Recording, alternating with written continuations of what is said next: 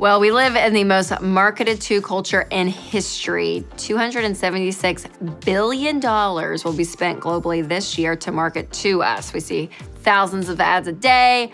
I mean, it's constant. And we talk about a lot of this on the Rachel Cruze Show and how to save money against those companies that are trying to get our money. So I thought I'd bring you on, George. Hey, it's great to be back with you. So glad you're here. He's Ramsey personality, George Kamel.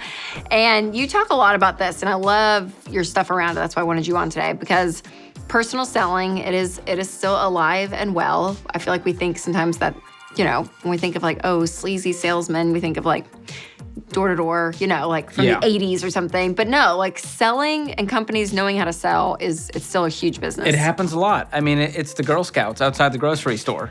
Right? Yes. How do you say no to them? I know. And do you know who just became a Girl Scout? No way. Yep, this year.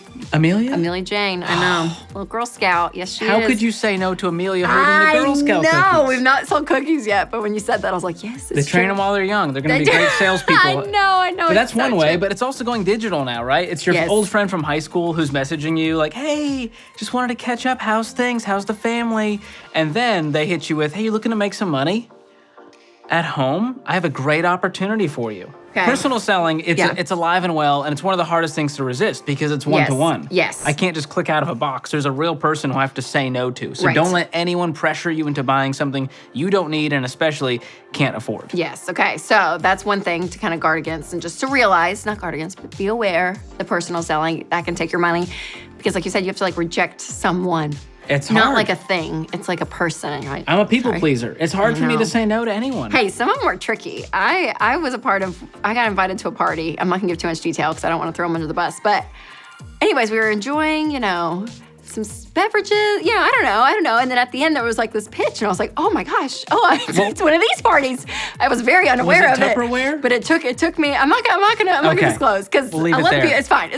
But I'll just say, it can be sneaky and tricky. You gotta watch. And salespeople are trained to convince you to buy. Yes. So you really have to be careful here. Yes, that's so good. Okay, what's another one?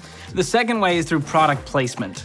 So when you walk into a store, that stuff is there on purpose, right? Yes. When you walk into Best Buy, they don't put their cheapest TV out front. Totally. It's the 85-inch Samsung Q90 T Series QLED 4K UHD Smart TV, and it's $4,000, right? And so don't fall for this stuff because companies are paying for that placement. They're paying the big bucks. Here's one of the trickiest when ones. you walk in. Publishers. When you walk into a bookstore, that front table, and it says bestsellers and all, the publishers pay for that amazing placement because they know you're more likely to buy. Yes, and the end shelves.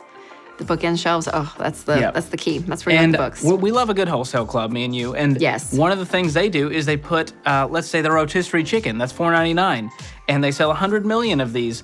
And it's in the very back of the store. So you have to walk through the entire store to get to that product. That is specific product placement. Because they want you to meander through the store, maybe, I didn't know they had this new thing in stock. And all of a sudden you walk out with $200 worth of stuff you didn't need. Yes, it's the stuff that they know you're gonna buy, probably more inexpensive, but it's like the necessities, right? And they put in the back to get you go through. It's true. Dangerous. Very dangerous. So here's what I tell people. Don't follow your eyes, follow your budget. I like that, George Kamel. I thought Rachel Cruze would like that. That's good. Yes. Because it can. You can be looking around. Yep. Getting some stuff. Don't let those eyes wander. No. Stick to the plan. Stay on track, people. Stay on track.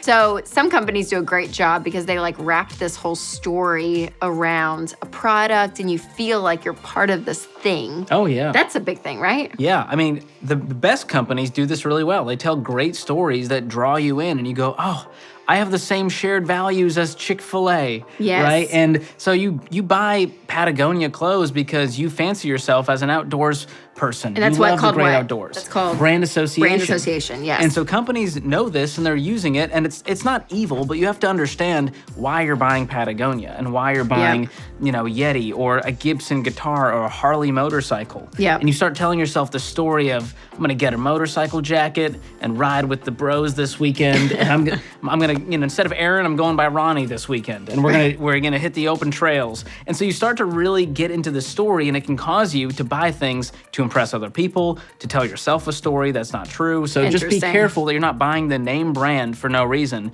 just to impress your buddies. That's good. Brand association. The products you buy tell a story about you. So I want to make sure that what you buy aligns with the person that you really want to be. And that you're doing that for the right reason. Love that. So good. Okay.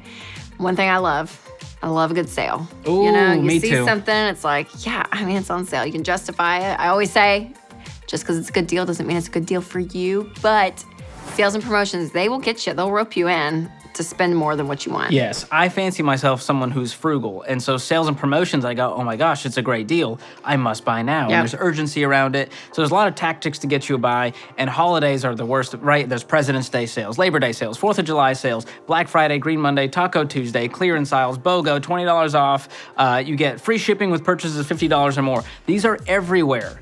And this is what causes people to go broke, is because you can actually, this is crazy, you can go broke while saving money. It turns out. But Rachel, we got 20% off, and we're $4,000 in debt. So who won? Right? We have to think about this stuff. Don't think about how much you're saving. Think about how much you're spending. Which is so hard, because I'm a spender. And so I have said multiple times, I'll come home and be like, babe, I just saved like $150. Yes. It's like, well, how much did you spend? Oh, I don't It doesn't matter. It's how much I saved. It doesn't matter, people. It's none of your business. I know. Okay? Okay, can I say this, though? Here's one trick I did learn. Okay. And I'm kind of embarrassed to say, I've just learned it over the past few years. This is a safe place. This is the set of the Rachel Cruze show. I appreciate that. I'm going to be very honest. Specifically with grocery stores, when it's buy one, get one free. Oh, yeah. You can just buy one and you get that half off. I do this at Publix all the time. Yes, that's the grocery store I was thinking of. I know. So you got to check the policies. Some say you have to buy two in order to get the deal. But places like Publix, you can just buy one. Just buy one and you get it half That just off. Cut it in half. I know, so you still feel good. I was needing it anyways. I needed the sour cream, but I don't need two. Yeah. Who needs two sour creams? It's going to expire. It's chili season, George. Okay, We've made chili like 8 times already. Invite me over, guys. I know, Come on. It's real good. I got some good recipes. I got a hot chicken chili recipe. This is for another episode. Save this. Okay, tune in later. So good. Okay. So here's the big thing. Sales and promotions, one of the biggest ways people fall for this is via email. Okay, So if you sign up for their emails, you're going to get the deals, and they're going to come flooding in your inbox. So here's a secret. At the bottom of those emails, there's a little link, an invisible link in size 4 font. It says unsubscribe. And if you hit that, it's going to say, we're sad to see you go. We'll miss you. And I don't want to make them sad, Rachel. I know. They want to be my friend. I want to be their friend. They're not your friend. Companies aren't your friend. Hit unsubscribe. Take away the power from them. Take away the temptation so that you can win with money. Yes, so good. All right, here's another tricky one that always gets me too. What's that? It's just the easy to pay, especially on my phone. The convenient payment methods. And they're real. This is the tough one. So, I love convenience. I'm a big fan. Me too. Yeah. When I go to, one of my favorite stores is Trader Joe's, and I go grocery shopping and I use my phone at checkout. I don't have to pull out my debit card. It's awesome. Yeah. And so that's nice, but here's the thing. Companies know that the easier they make it for us to buy, the more we'll buy. Apple Pay's tagline is literally cashless made effortless.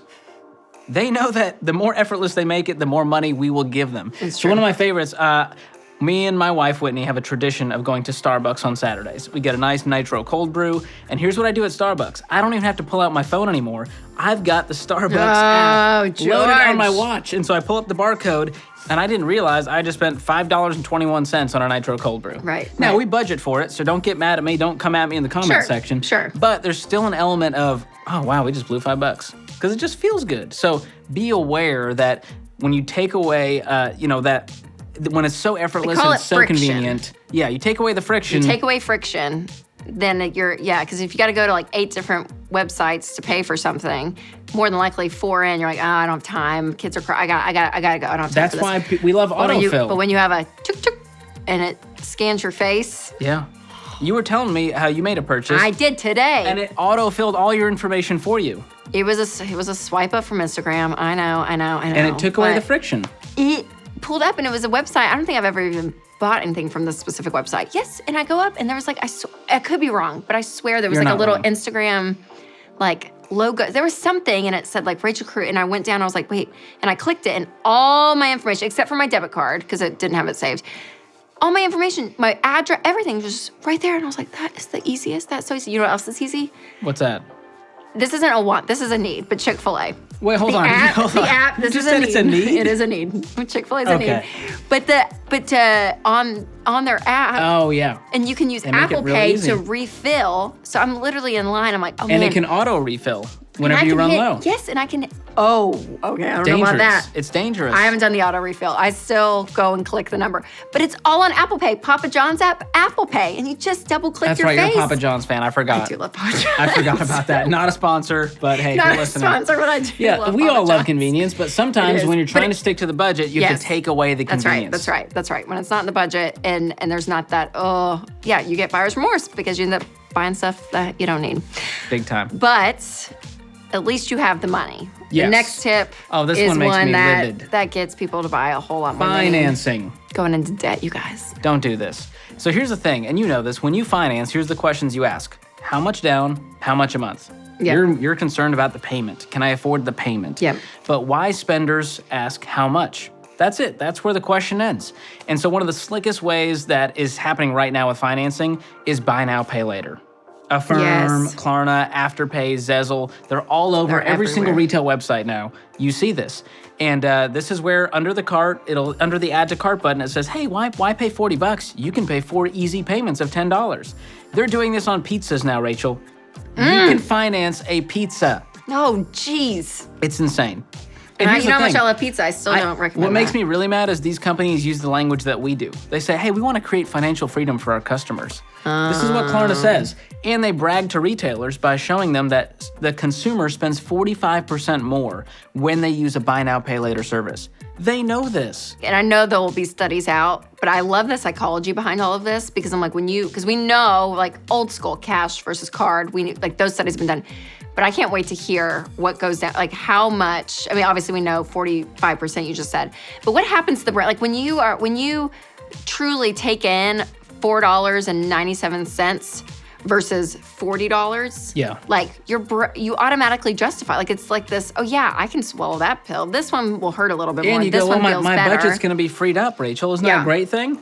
No, you're chained to payments for months and months. Do those things have fees and interest? Yeah, is there if you miss a payment, do you know what goes into that? All of them are different. So some of them they brag about no interest. Some of them have some fees. Some of them do have interest. So you have to be really careful and read the fine print. But instead of reading the fine print, just avoid them and budget for it and pay cash. Like this is classic, you guys, like living your life looking through the rearview mirror.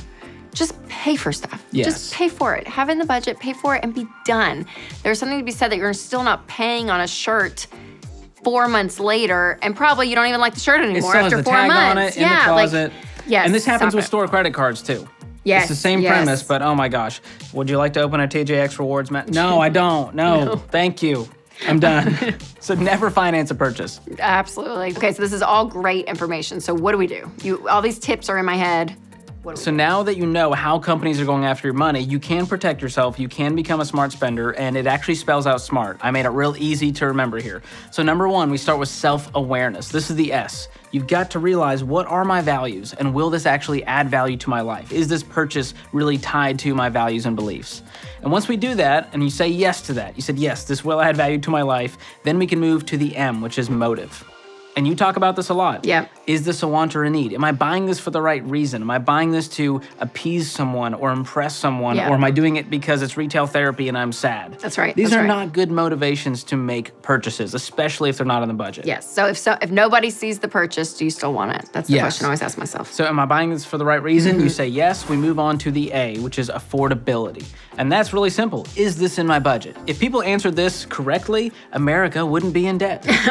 Right? Amen. This is where you have to figure out, it's not in the budget, and what do we need to do to get there? Okay, we can save up for 6 months and put $100 aside in a sinking fund in order to make this purchase. So that's what it comes down to. We don't want you going into debt for a purchase. Once we have that part down, is this in my budget? Yes, check mark. We move to the R, which is research. And this is where a lot of people, they skip this step. Yeah. It's impulsive, they just see it and they go, okay, I'll make the purchase. Is this the best option, retailer, and price? So do your research. We talk about a lot of money-saving tools online, website extensions, apps, things you can use to find out if you're getting the best deal. And a lot of times, hey, J. Cruze is probably going to have their 20% off sale coming up soon. Yes. Let me budget for that and do it when the time is right. 2 days and it'll be up, yeah. Yes, or is there a generic brand that really does the same thing and I don't really need the name brand and it's half the price? That's great. So you got to start thinking about research. And then comes timing. This is the final one, the T. Is now the time to buy it? And so this is where we go, what are our priorities? What is the opportunity cost of buying this thing now? Do we have other things that we really should be putting that money towards? Yeah. Should we wait 6 months? Should we wait till Black Friday? And once you do that, you really take back control of your spending when you realize that you can't spend your way into a meaningful life. So we've got to start doing this stuff for the right reasons, with the right mentality, with the right framework, so that we don't have buyer's remorse, so that we don't go into debt, so that we can accomplish our financial goals. So good, George. Smart. I got the glasses to prove it. SMART. I'm a giant nerd and I'm just here to help. Okay? It's fun. No, I love it though. It really is. This is the tactile stuff, you guys. Like when you are living life day in and day out, you're buying stuff, because you have to buy stuff. Like that is life. There are things you're gonna have to purchase, whether it's food or clothes or whatever. Just be smart about it. Go walk through that acronym and it really will. It'll help save you money because it actually makes you pause and think. That's the key. Okay, George. So one of the questions I love to ask people when they're on the show is, what is something you're doing with money to create a life that you love? Ooh, okay, this is an easy one. Me and my wife, Whitney, just got back from a vacation to Cabo.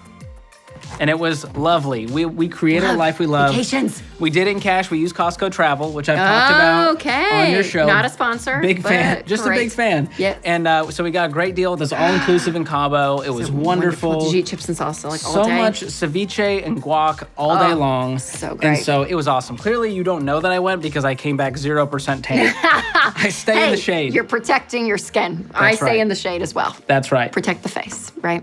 Well, George, thanks again so much for being on. Where can everyone find you? You can find me at George Kamel, that's Kamel on Instagram and Twitter. And of course, the Fine Print Podcast, helping people avoid a lot of money traps. You can find that podcast on the Ramsey Network, wherever you listen to podcasts. Love it. George, thanks again for being on. Thanks for having me.